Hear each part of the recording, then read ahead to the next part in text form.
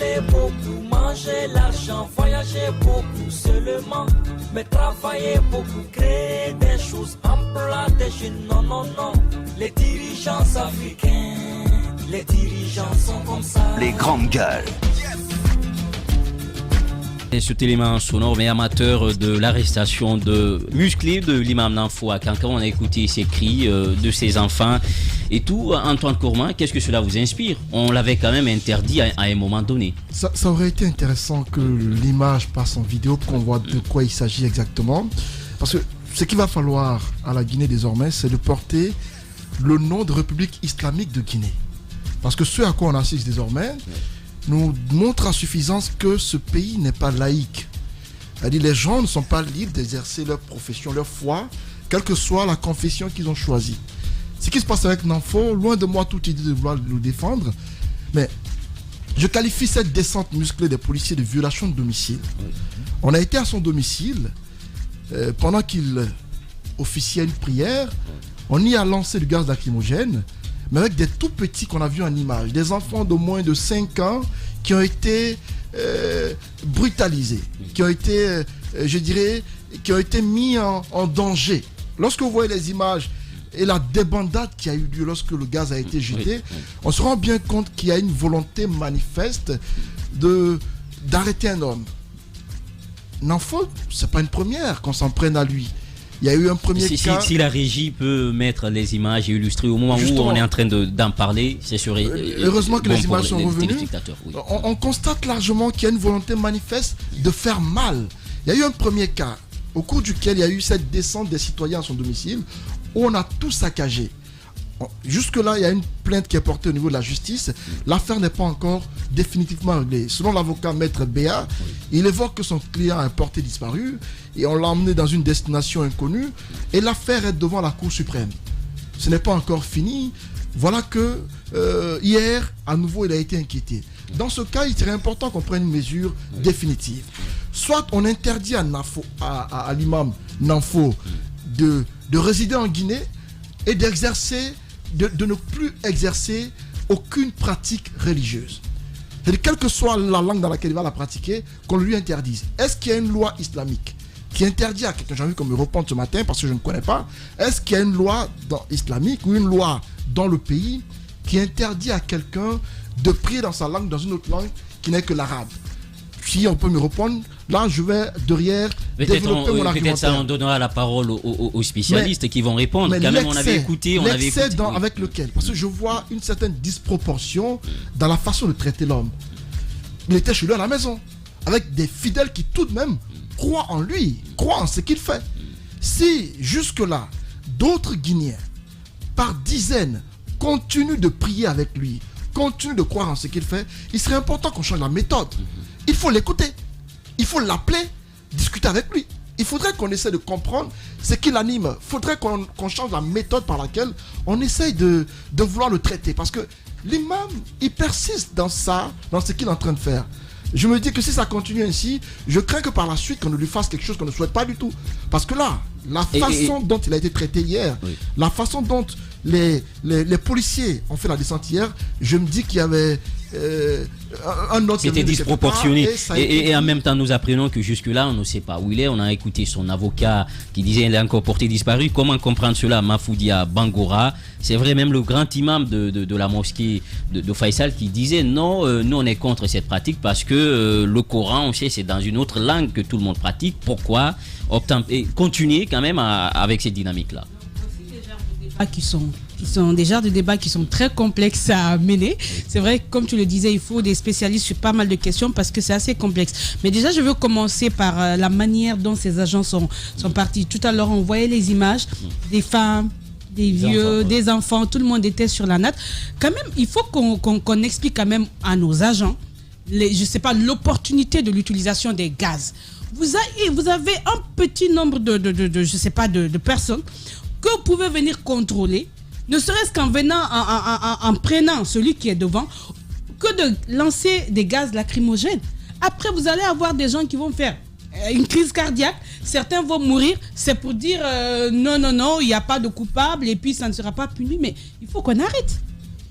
vous avez, je sais pas, un nombre limité, vous n'avez pas besoin de toute cette force, de toute cette mobilisation et surtout d'utiliser du gaz lacrymogène. Jetez en plus sur la natte de prière et tout près des gens, des enfants, peut-être des personnes qui sont là-bas, malades, des vieux qui ont, je sais pas, des pathologies qui peuvent tomber. Non mais c'est incroyable. Il faut quand même qu'on enseigne à nos agents, je sais pas, il faut continuer cette formation. Il y a le droit humanitaire international. Il faut une utilisation, je sais pas, saine je sais pas, des objets qu'ils ont, que ce soit des gaz et autres. Je sais pas, c'est pas possible ce qui se passe. Maintenant, pour revenir sur le sujet lui-même, comme je le disais, c'est assez complexe. Mais effectivement, il y a beaucoup de questions qu'on se pose aujourd'hui. La Guinée est un pays laïque, comme on dit. Est-ce que un monsieur qui décide de prier dans la langue voulue, il a le droit dans notre nation ou pas? La question est très complexe. Moi, je voudrais écouter les spécialistes parce que quand on va sur je sais pas, dans la religion, c'est assez complexe, je m'y connais pas trop, je ne vais pas m'aventurer là-dessus. Moi, ce que je demande par contre, c'est de permettre à la population de comprendre parce que ce qu'on a, c'est rare de voir dans un pays, mais lorsque ça arrive, il faut situer, il faut pas faire les choses à la va-vite comme ça, comme si c'était pas important parce qu'après ça laisse tout le monde dans on n'a pas d'éléments, on patauge, chacun donne son avis. Je pense qu'il y a des spécialistes, on peut, c'est à cela d'ailleurs, ça aurait été dans un autre pays, peut-être ça aurait même été sujet de débat, d'études et autres, alors qu'on aille vers ce terrain pour comprendre, surtout pour aider la population à comprendre, qu'on écoute les spécialistes, on ne va pas laisser la chose comme ça, que tout le monde donne son avis. Daouda Mohamed Camara, un info qui continue quand même cette pratique, malgré les mises en garde. On a vu ce qui s'est passé au Mali, on a vu la posture même de la Ligue islamique, et le secrétariat des affaires religieuses, mais il continue avec la même pratique. Est-ce qu'on ne pourrait pas changer de fusil d'épaule? Changer de fusil d'épaule, il faut d'abord commencer par rappeler que l'islam est une religion universelle. C'est une religion universelle, pas une propriété d'Arabes, d'Africains, d'Américains ou d'Européens. C'est une religion universelle. Depuis le prophète Mohammed, paix et salut sur lui, la prière a été observée en arabe. Les prêches se font dans les langues accessibles aux fidèles. Les prêches se font dans les langues. Mais la prière, elle a été dirigée en arabe. Aujourd'hui, quand on prend le cas Nanfo, ce n'est pas une nouvelle confession. Ce n'est pas une nouvelle confession, c'est l'islam qu'il est en train de pratiquer, les grandes gueules, mais en sa manière. Et cette manière, elle est nouvelle.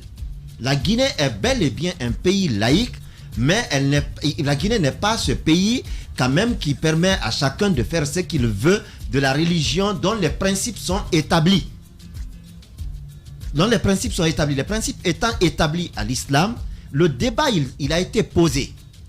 Le débat il a été posé en Guinée. Ceux qui connaissent ont apporté leur part de vérité dans la question. Je peux terminer s'il vous plaît. Il le fait à son domicile. Les grandes gueules. Même s'il le fait à son domicile, le pays n'est pas votre domicile cesse d'être votre domicile. Je crois le Antoine, on va l'écouter, c'est son Antoine, d'accord, on va c'est son point de vue. On va s'écouter, Antoine, s'il vous plaît. Il est en train je pense justement que sur cette question qui est complexe, comme je le disais, le plus important d'abord, c'est de s'écouter. Donc nous, on va commencer dans ce studio.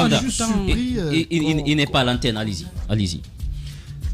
Voilà, la perturbation, il faut que tu arrêtes un peu par moment. Je disais, le domicile, il est à vous jusqu'à ce que vous ne transgressiez pas les principes de fonctionnement d'un État. Lorsque vous transgressiez les principes de fonctionnement, votre domicile cesse d'être le vôtre. Nanfo est dans une pratique, aujourd'hui il est récidiviste. Il est allé au Mali. Les autorités maliennes lui ont interdit toute pratique. On lui a même demandé de quitter le pays. La Guinée n'est pas le Mali. La Guinée n'est pas le Mali. Oui. Le Mali a ses principes. Le Mali sait que la pratique de l'islam, diriger une prière de l'islam, c'est en arabe. On peut prêcher dans les langues nationales, mais diriger une prière, c'est en arabe. Ça, ce n'est pas celui qui est le précurseur de l'alphabet Nko. L'alphabet Nko avec lequel il se sert aujourd'hui pour diriger ses prières à Malinka. Kanté Souleymane a paix à son âme. Il a été un savant, mais il n'a jamais tenté de diriger une prière à Malinké. Il est le précurseur de l'alphabet Nko. Aujourd'hui, Namfo est récidiviste. Je suis bien d'accord je suis bien contre l'utilisation disproportionnée de la force par les policiers, mais c'est un récidiviste. Il lui a été interdit. Aujourd'hui qu'il faut qu'il arrête. Il faut qu'il arrête. On ne peut pas continuer à vouloir le caresser dans le sens des poils pour dire que non, c'est un état de droit et les droits de l'homme sont violés par ci, sont violés par là. Ce n'est pas une nouvelle confession. S'il trouve que il a sa façon de faire sa religion, qu'il en crée. Mais les principes il n'a pas créé. C'est l'islam. Il n'a pas créé. Il n'a pas créé.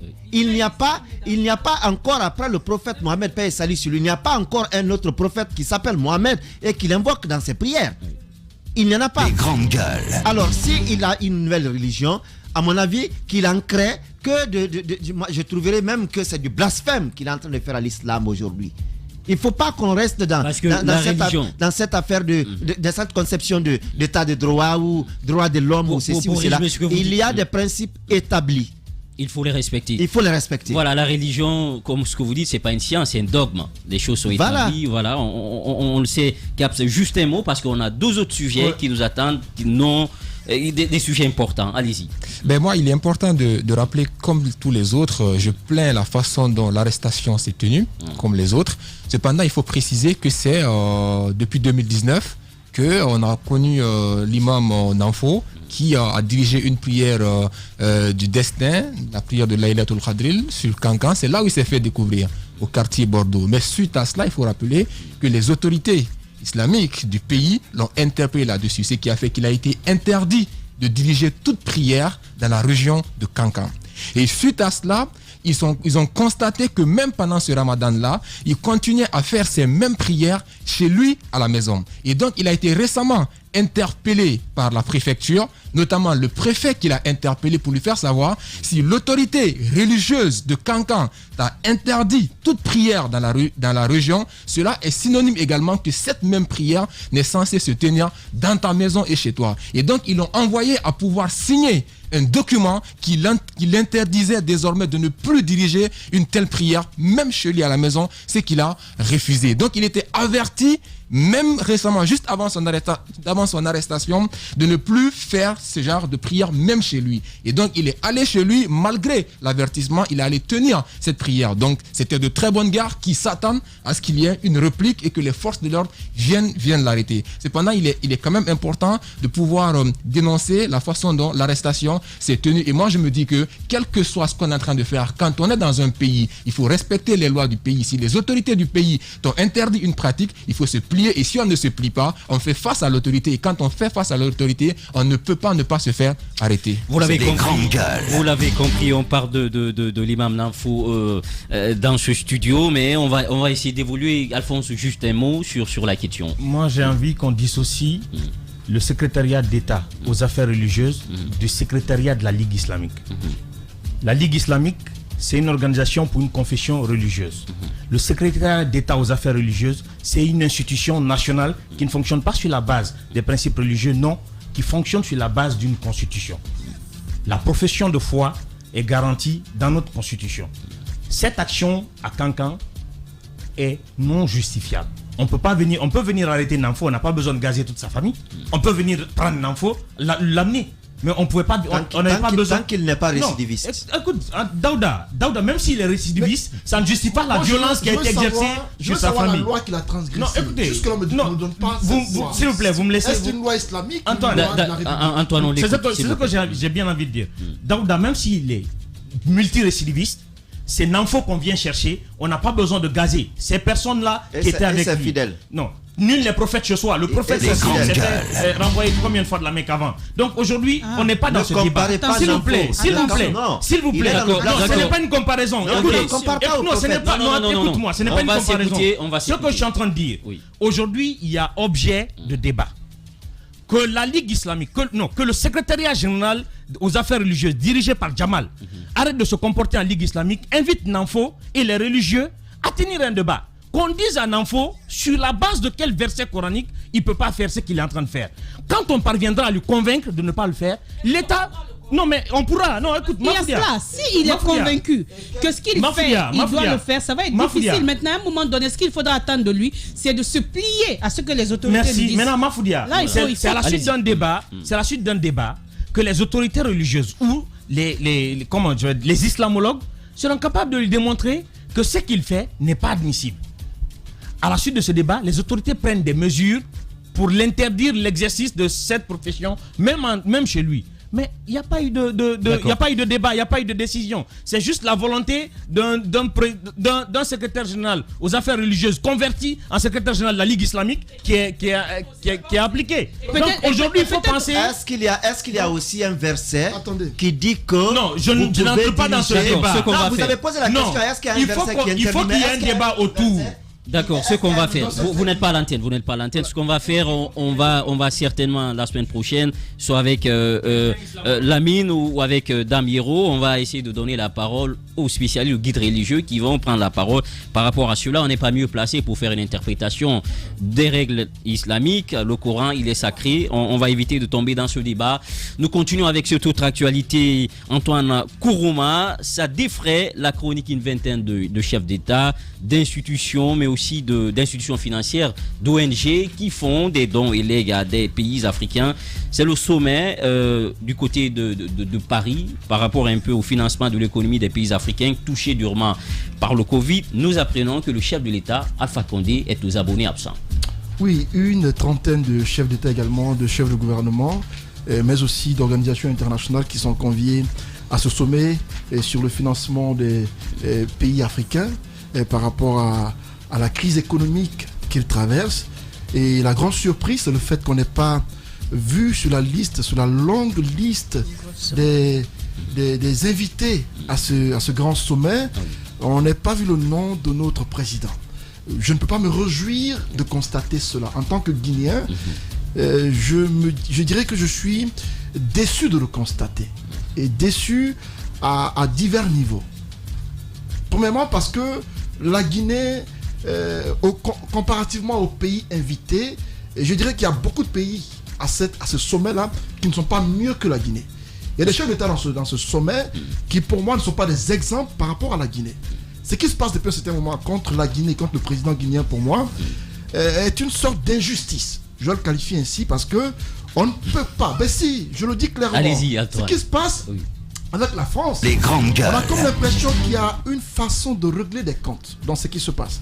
Certes, il y a des reproches à faire au président guinéen par rapport aux violations graves des droits de l'homme dans son pays. Par rapport à cette histoire de troisième mandat. Antoine Antoine, désolé. On ne pouvait pas faire... Oui, on est très sérieux. Mais laisse-nous... D'accord. Il va finir s'il vous plaît. Allez-y, Antoine. Oui, allez-y. On est conscient qu'il y a des violations graves des droits de l'homme en Guinée.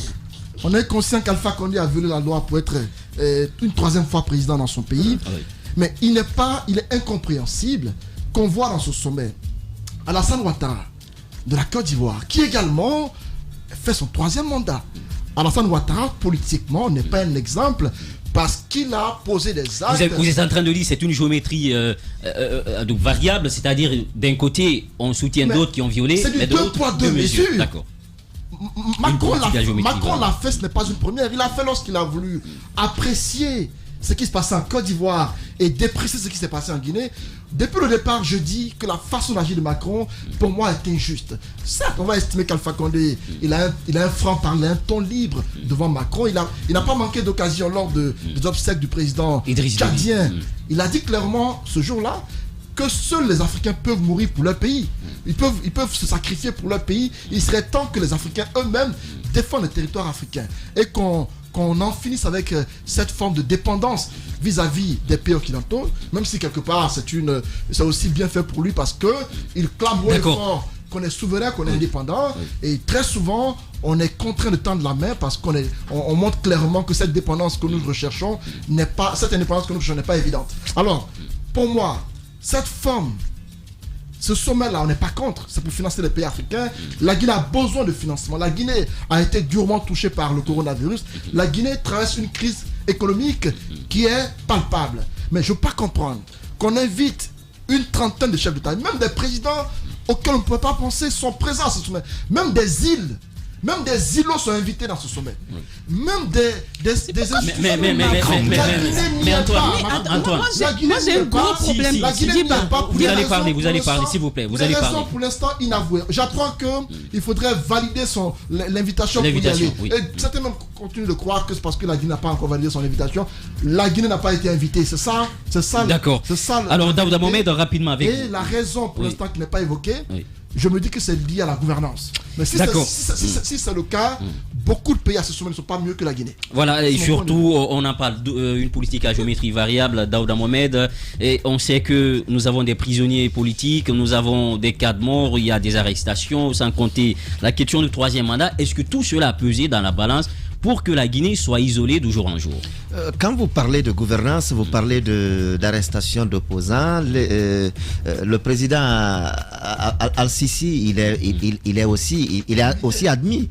Il a 90 personnes condamnées à mort à son actif. Aujourd'hui, on se rappelle encore en décembre les momies de Roa et de Rennes qui ont été transportées ça et là. On sait bien comment les choses s'y passent. Vous prenez la Mauritanie qui est aussi présente à cette rencontre.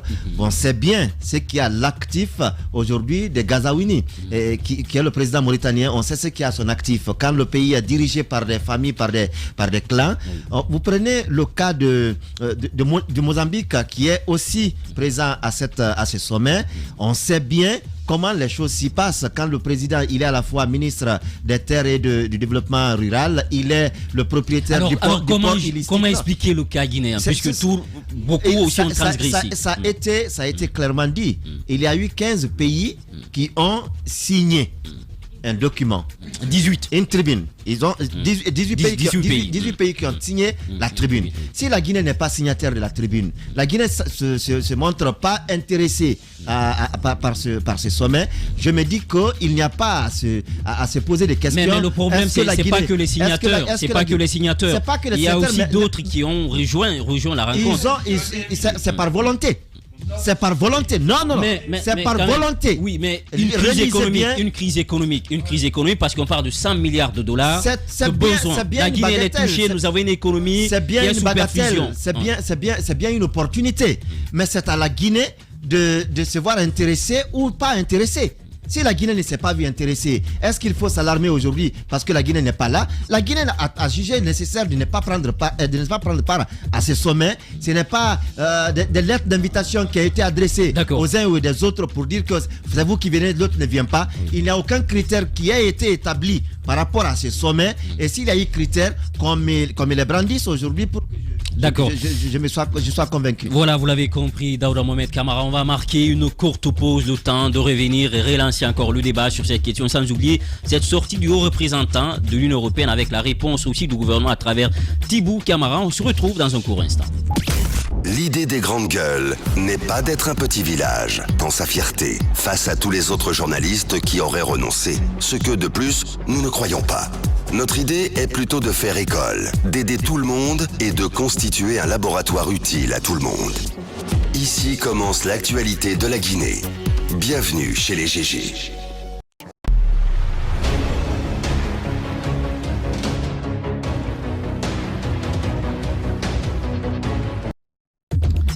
Vous l'avez compris, merci de nous rejoindre dans la seconde partie de votre émission. Les grandes gueules, vous êtes nombreux à réagir. On reste avec l'actualité. L'élection des humains à la Fédération guinéenne de football polarise toutes les attentions avec des scénarios de rebondissement. Jamais une élection n'a suscité autant de rebondissements et surtout au sein de cette Fédération guinéenne de football pour les acteurs du sport roi, mais aussi et surtout pour le gouvernement guinéen.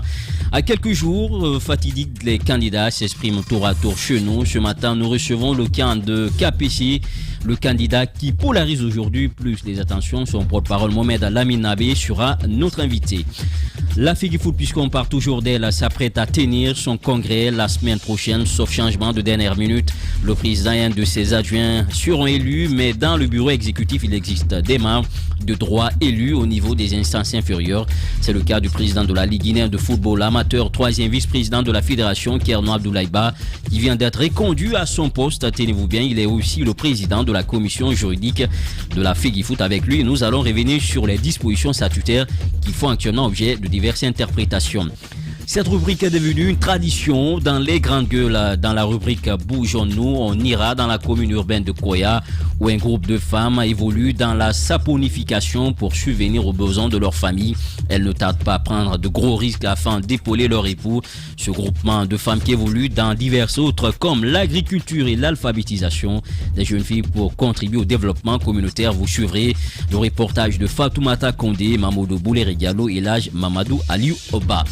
Vos réactions nous intéressent puisque cette émission ne vit qu'à travers vous. Bonjour les GG, moi c'est Capi. Je demande si Antoine est chrétien ou musulman. S'il est musulman, il doit encore apprendre parce qu'il connaît rien dedans. Daouda, même lui, peut l'enseigner. On continue toujours avec vous. Bonjour les GG, dites Antoine que Alpha a coupé le cordon ses amateurs depuis Paris. Salut les GG, je suis d'accord avec Daouda. La laïcité ne veut pas dire de faire de n'importe quoi dans la religion des autres. Ce qu'ils pratiquent, c'est bel et bien l'islam, ce n'est pas une autre religion. C'est Sidibé Moussa depuis Cancan. Bonjour Diba, dit Antoine qu'il est interdit à tout musulman de prier dans une autre langue que l'arabe. Donc l'islam n'est pas une religion qu'on fait ce qu'on veut. Il faut respecter les principes de la religion. Diamari Kondé depuis Cancan. Voilà Cancan qui réagit beaucoup ce matin. Il s'agit de notre ami Maki Premier de Dar es Salaam. Bonjour, Namfo est un simple perturbateur. Il mérite ce qu'il arrive. On ne peut pas le laisser détruire la foi des simples ignorants. Maki depuis Dar es Salaam. Bonjour les GG, bonne fête. C'est Souma Gibril depuis Koya, Onkifon. Il faudrait que les autorités religieuses convoquent ce monsieur Namfo Gabi pour expliquer les raisons de cette façon de prier. Bonjour, je pense que les journalistes doivent arrêter pédagogiquement dans le cas de Namfo un quelconque prétendu droit de l'homme à cause de la méthode de son arrestation. Lui et ses adeptes méritent d'être brutalisés. Attention, pour arrêter de profaner la religion musulmane. S'il veut créer sa religion, qu'il le fasse en ignorant complètement le Coran et l'islam. Par rapport au cas de l'invitation d'Alpha Condé, je vous rappelle que Macron en veut beaucoup à la Guinée. Aux obsèques de Idriss Déby, Alpha Condé est le seul chef d'État qui, après son discours, n'est pas allé serrer la main à Macron. Façon de l'ignorer, Sano Lansana, comme il écrit lui-même en langue. Salut les GG, les problèmes de la Guinée. Le gouvernement a utilisé la force pour confisquer en procédant à des tueries, des arrestations arbitraires, tandis que les autres pays, le président, ont gagné librement sans forcer. Écrivez bien, s'il vous plaît, ces messages. C'est vraiment Alman Nabé depuis Kankanabaya.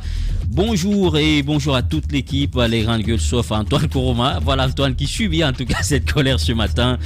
Dites à Antoine Koroma que la religion musulmane n'est pas une religion où que chacun est libre de dire ce qu'il pense et faire ce qu'il veut. Non mais au contraire, il y a des spécialistes pour ces questions en islam. Merci beaucoup Daouda Mohamed pour rappeler ces notions. Eh bien vous êtes aussi beaucoup à réagir sur les autres plateformes telles que Twitter. On va relayer vos réactions avec Vladimir Poutine qui d'ailleurs nous a envoyé vos réactions. Il s'agit de Keita Mamadi Docteur Espace GG. Bonjour Yiba, bonjour à tous. J'espère que l'élection se passera bien à la FEGIFOOT et ceux qui seront élus feront vraiment un bon boulot pour le plaisir de tous ces jeunes. On veut plus de magouilles dans notre football. Bonne fête à tous. Voilà, on ne veut plus de magouilles comme il le dit. Cette fois-ci avec notre ami Mohamed, le politologue, hashtag Espace GG. Bonjour les GG, il n'y a jamais eu de fête aussi insipide que cette année. Cet imam Namfo dépasse les bornes. Il a vraiment durci par la désobéissance et le pervertissement de l'islam. Dieu comprend toutes les langues, mais la seule prière doit être accomplie en arabe. C'était notre ami Mohamed, le politologue. Cette fois-ci, c'est avec Mamadou Diao. Guinée, bonjour les GG, hashtag Espace GG. Certes, être un chef d'entreprise et être député, d'avoir l'argent est un atout, mais il n'est pas forcément synonyme d'un bon gestionnaire pour la conquête d'une institution nationale. Alors, nous voulons pas des amateurs et des insoucieux à la FEGIFOOT, comme il le dit. C'était Mamadou Diao de Guinée. Cette fois-ci, c'est Koulibaly, le démocrate, hashtag Espace GG. Bonjour, la fête a été toujours une occasion pour les commerçants d'ici d'ailleurs de s'enrichir en application de la loi du marché. Je profite de l'occasion pour souhaiter bonne fête au peuple de Guinée, particulièrement au premier magistrat, le professeur Alpha Condé. Youssef Kaba qui nous écrit: la fête s'est déroulée dans un contexte économique extrêmement difficile pour bon nombre de compatriotes. Cette situation est la résultante de la gestion chaotique qui nous a imposé. Veuillez à l'accepter, toutes les prières formulées, prudence sur les routes. notre ami Ibrahima Souri Kouyaté qui nous a dit, et aussi aux autorités, je veux dire que ce matin, que les beaux discours c'est bien, mais la réglementation des prix des produits sur le marché est meilleure. Sinon, avec les crises sanitaires et économiques, nous risquons de boire le calice jusqu'à la lie. Bonne fête à toutes et à tous. Hashtag Espace GG. Noumou qui nous écrit, c'est que l'info est inacceptable, c'est interdit de prier dans une autre langue. Antoine doit se renseigner avant de parler. Il faut que le monsieur arrête cette façon de faire. On peut faire des invocations dans nos langues. Oui, mais la prière, c'est pas possible. Hashtag Espace GG. Et pour terminer, notre ami Kerno de Bokeh, hashtag Espace GG. Bonjour. Antoine, n'oublie pas que notre coro national a demandé la rupture du cordon ombilical avec la France. La France veut donc rendre cette rupture effective. C'est bien dommage pour le pays. Et bien, on va basculer de l'autre côté. Aussi, beaucoup nous écrivent Alpha Moussa Makadiabi qui nous écrit: bonjour Guibaé à toute l'équipe, je vous demande de faire la différence entre la laïcité et la profanation de l'islam. Le problème n'est pas entre deux religions, mais entre un individu qui s'est engagé à profaner l'islam. Il est libre de prier comme il le dit chez lui, mais à partir du moment qu'il rassemble les gens et faire une sonorisation de sa prière, il devient un provocateur et la police par tous les moyens doit agir pour stopper. Attention, il y a quand même des limites dans les réactions. Et notre ami Babila qui nous écrit: je pense que les autorités religieuses doivent prendre des dispositions conséquentes et appropriées. Conséquences et appropriées pour bien sûr sur la base des enseignements du Coran et des hadiths de prophètes pour faire face à cette idéologie innovante du jamais vu en islam à ma connaissance. Par ailleurs, la traduction des versets coraniques est différente du Coran lui-même. Il faut aussi faire attention au sens de la laïcité par rapport à l'attitude de Namfo. Voilà, c'était notre ami Babila de la Radio Espace qui nous écrivait: bonjour Diba et à toute l'équipe des GG. Merci à Mafoudia pour cette sagesse car les débats religieux sont très complexes. Quand tu ne connais pas, faut pas t'aventurer dedans pour ne pas être récompensé. Et voilà, Namfo a un problème mental. La religion musulmane a des principes. Bravo aux autorités pour son arrestation. Et pour finir, un autre message à Boubacar Bigop Kaba qui nous écrit: bonjour Diba et à toute l'équipe. Ceux qui combattent Namfo ne sont pas des prophètes et n'ont reçu aucun livre saint. D'ailleurs, ils ne sont pas tous plus musulmans que Namfo. Attendons l'au-delà, chacun aura sa récompense. L'arrestation de Namfo fut très disproportionnée. Voilà, le message, on ne pourra pas tout lire puisque, en fait, au nom du président du PADES, Dr Ousmane Kaba, et à toute la coordination du parti, nous souhaitons bonne fête à tous les musulmans. De retour sur ce plateau avec nos chroniqueurs de jour, Mafoudia, on revient à cette actualité. Le sommet à Paris pour financer les pays africains. Covid est passé par là. La Guinée peut-être a une opportunité. Est-ce que vous partagez cet avis de Antoine et Daouda Mohamed, le fait que la Guinée ne soit pas présente? On parle d'une politique à géométrie variable. Ben oui, parce que si évidemment on trouve déjà que c'est pas normal qu'on ne soit pas là-bas et que si on trouve que le fait que la Guinée ne soit pas représentée c'est lié à la gouvernance qu'il y a, je partage évidemment leur point de vue, mais moi je voudrais... Je suis pas du même point de vue qu'Antoine. D'accord, alors parlons. Alors moi je veux bien m'aventurer sur un autre chemin parce que pour moi ce sommet peut-être ne pourrait pas représenter grand chose parce que à la base je m'offusque souvent contre cette façon qu'on a de légitimer nos dirigeants de par la reconnaissance des pays européens. Ces pays européens au fil du temps ont quand même prouvé que leur intérêt pour une nation ou leur intérêt pour la bonne gouvernance ou la démocratie ne tient qu'à un fil quand les intérêts ne sont pas en jeu. Donc pour moi eux-mêmes ils ne sont plus crédibles. Vous pensez qu'aujourd'hui la France n'a plus d'intérêt avec la Guinée? Je ne pose pas cette question, mais ce que je dis, c'est que la France aujourd'hui n'est pas à mes yeux le plus crédible pour juger les pays en fonction de la bonne gouvernance ou pas. La France a soutenu des dirigeants contre leur population, des dirigeants qui sont maintenus. On a vu beaucoup d'exemples. Donc pour moi, exactement, pour moi, la France aujourd'hui n'est pas un exemple. Maintenant, pour parler du sommet, on parle quand même d'un sommet de financement des économies africaines. On parle de Covid. L'Afrique quand même aura tiré son épingle du jeu. En tout cas, avec tout ce qui s'est passé. S'il y a des pays qui souffrent aujourd'hui... On a été résilients C'est vrai que déjà, Covid a trouvé que notre système sanitaire était pourri. Pour beaucoup de pays, pas tous. Parce qu'il y a les pays comme le Maroc et autres où ça va quand même. Mais sur le plan, il y a récemment un rapport d'un groupe d'experts de l'OMS qui a établi que c'est le système sanitaire mondial qui est pourri. Aujourd'hui en France, allez sur les chaînes françaises, suivez l'actualité, mais ils dénoncent permanemment ce qu'est le système sanitaire français aujourd'hui. Ça ne va pas, eux-mêmes ils ont des problèmes. Donc lorsqu'il y a des soucis comme ça, lorsque nous on a nos sommets qui se tiennent ailleurs, pas ici, ça nous ramène toujours sur ce problème lié à notre faculté de ne pas nous-mêmes tabler sur nos réels problèmes. Le sentiment de paternalisme, vous voulez dire? Exactement, et puis il y a cette manie de toujours tendre la main, et vous remarquerez par endroits que souvent l'initiative ne vient même pas des pays africains. Des fois, c'est les pays européens qui se donnent même pour rôle de venir en aide. Parce que même le rapport, par exemple, des experts de l'ONU sur le système sanitaire mondial aujourd'hui, parmi les solutions, il y a l'aide aux pays du Sud, dans des pays africains et certains pays, évidemment, qui se retrouvent dans des situations très difficiles.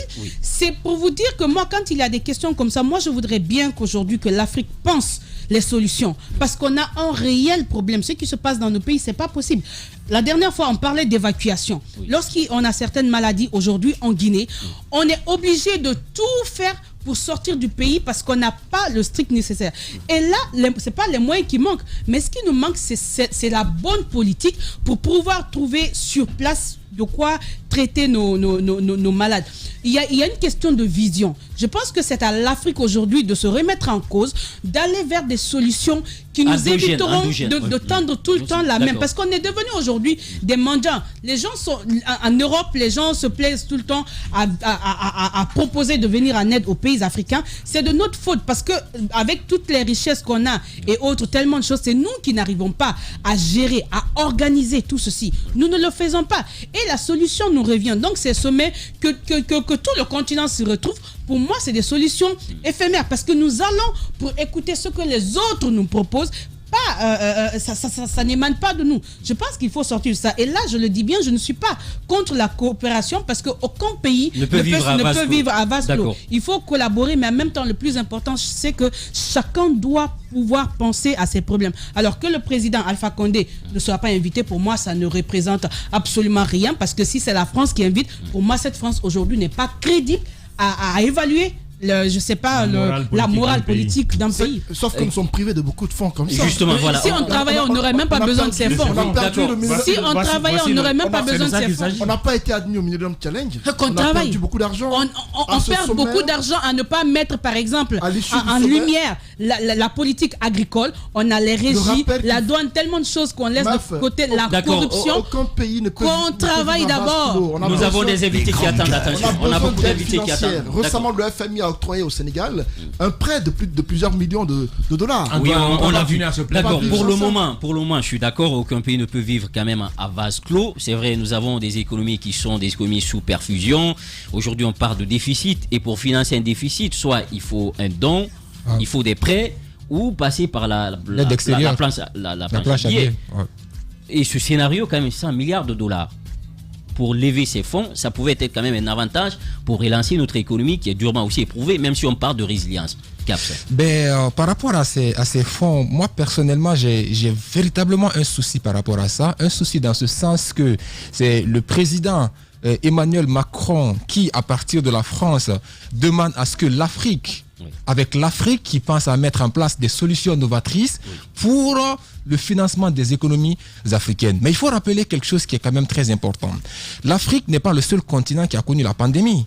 Nous avons l'Asie, nous avons l'Europe qui a connu la pandémie. Et ces gens-là ont été beaucoup plus affectés économiquement que même l'Afrique. Mais cependant, quelqu'un qui te donne de l'argent, si la personne est affectée économiquement, bien entendu, tu vas ressentir la même chose. Et c'est ce que l'Afrique, principalement, est en train de ressentir. Et aujourd'hui, quand Emmanuel Macron parle, il va au-delà. Il dit qu'en réalité, je ne peux pas cautionner que nous puissions continuer avec des pratiques qui datent des années 60 en termes de mobilisation des financements des économies africaines. Il faut que cela change. Mais ce qui me dérange, pourquoi l'Afrique, bien avant même de participer à un sommet du genre comme ça, ne s'est pas retrouvée d'abord en dirigeants africains pour penser à des solutions novatrices pour le financement des économies africaines?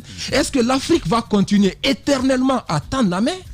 aux nations occidentales? C'est là la véritable question en réalité. Il faut qu'aujourd'hui qu'on apprenne à sortir de cela. L'Afrique doit aujourd'hui assumer ses responsabilités. On a ce qu'il faut. En Afrique, c'est normal. Aujourd'hui, quand la France se lève pour parler, ils ont peur de quoi? Ils ont peur que les jeunes Africains continuent à mourir dans les Méditerranéens pour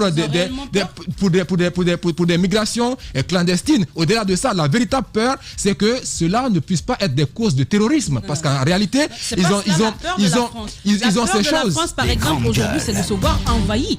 La mort des jeunes Africains aujourd'hui en mer, ça nous revient. Et après, apparemment, quand ils arrivent en France, ils deviennent des problèmes en fait pour la France, parce qu'après c'est les économies françaises qui doivent les supporter et ils veulent plus ça. Mais au-delà de ça, il y a ces questions terroristes qui peuvent expliquer ces choses-là. Aujourd'hui, la réalité, il faut que l'Afrique apprennent à trouver des solutions aux problèmes africains pour qu'aujourd'hui on puisse en sortir, parce que c'est possible en réalité. Il faut des solutions endogènes. Avec vous, Alphonse, juste une minute avant de recevoir notre invité, M. Nabi. Moi, j'ai envie de rappeler qu'au début de cette épidémie coronavirus, quand l'Afrique a commencé à ressentir les conséquences économiques, il y a un groupe d'experts dirigé par l'ancien banquier suisse, l'ivoirien Tidjane, qui avait été mis en place. Mais le malheur, c'est quoi en Afrique? C'est que vous avez vos problèmes, vous avez vos pistes de solution, vous avez les ressources pour vous conduire à cette solution. Mais dès que le papa appelle, parce que c'est comme ça en fait, on prend la France comme si c'était le papa. L'Afrique n'a pas besoin de la France pour sortir de cette crise du coronavirus. La France, bilan humain, est 100 fois plus affectée que l'Afrique. Bilan économique est 100 fois plus affecté que l'Afrique. Donc aujourd'hui, la question que je me pose, Antoine, c'est ça la réalité. Je pense que vous faites une erreur quand même, Alphonse. Cette rencontre, c'est pas que la France. Il y a des institutions financières qui vont prendre parole. Vous me laissez finir, s'il vous plaît. Rapidement, parce qu'on parle de la même chose. C'est une rencontre hybride. Il y en a qui vont intervenir en présentiel, il y en a qui vont en visioconférence. Il y a la Banque mondiale, la Banque africaine de développement, des institutions financières et des ONG qui font des dons aux pays africains. Quand même, ça allait être une occasion de poser nos problèmes. Non, écoutez, Djiba, pas que la France, s'il vous plaît, on connaît nos problèmes, on n'a pas besoin de les poser. Oui. On devait travailler sur notre propre réalité, trouver nos pistes de solutions, de savoir quelle est notre part. Qu'est-ce qu'on peut faire dans cette solution-là et de quoi on a besoin venant des autres. Mais vous n'avez même pas vous allez à une rencontre où vous n'avez même pas de proposition sur ce qu'on vous apporte et ce que vous apportez. Le groupe d'experts écoutez, s'il vous plaît. Non, écoutez. Écoutez, je pense que le groupe d'experts a été mis en place. Qu'est-ce que tu en sais, Alphonse? Attends. Je n'ai pas encore lu, Antoine. C'est un constat qui a été... Antoine, je n'ai pas encore lu le rapport du travail effectué par ce groupe d'experts pour l'économie africaine. Ce groupe d'experts dirigé par Tidjane, l'ivoirien Tidjane, qui était banquier suisse, a été mis en place pour... Ce sommet a lieu parce qu'il y a eu au préalable une tribune signée par 18 pays. Cette tribune n'est pas le rapport du travail des experts qu'on a demandé. Antoine, ce que je suis en train de dire, la politique africaine, si elle ne marche pas, c'est parce qu'elle est mal planifiée, mal exécutée et mal évaluée. Aujourd'hui, on a mis des gens qui sont chargés d'étudier nos réalités et de nous proposer des solutions. Attendons que ces experts africains qui connaissent les réalités de l'Afrique, qui connaissent nos moyens, nous disent de quoi on a besoin. Qu'est-ce que l'Afrique elle-même peut apporter en interne. Et non, ce n'est pas encore fait. Ce n'est pas encore fait, Mafoudia. Le rapport n'est pas encore publié. Le travail n'est même pas encore fini. D'accord, c'est compris. Donc, voilà, aujourd'hui, le sommet... Il faut un travail de qualité, un travail de fond, vous l'avez dit. Et la Guinée, il faut rappeler, le Premier ministre même le disait devant les députés, en termes de mobilisation des ressources internes, on est autour seulement de 13% du PIB, ce qui est faible, en dessous des 15%, recommandé par l'OCDE. Donc il faudrait travailler plus à l'interne pour développer les autres secteurs, pour qu'on connaisse un peu ce boom économique tant souhaité par le peuple de Guinée. On va marquer une transition, je retrouve, pour continuer avec un autre invité. Sur Radio Espace Guinée, les GG pensent comme JMJ. Une presse libre se voit dans la rue. Et la rue voit vraiment si la presse est libre. Cette dialectique sociale est la levure de la démocratie. JMJ. Les GG sur Espace, tous les matins 9h-11h.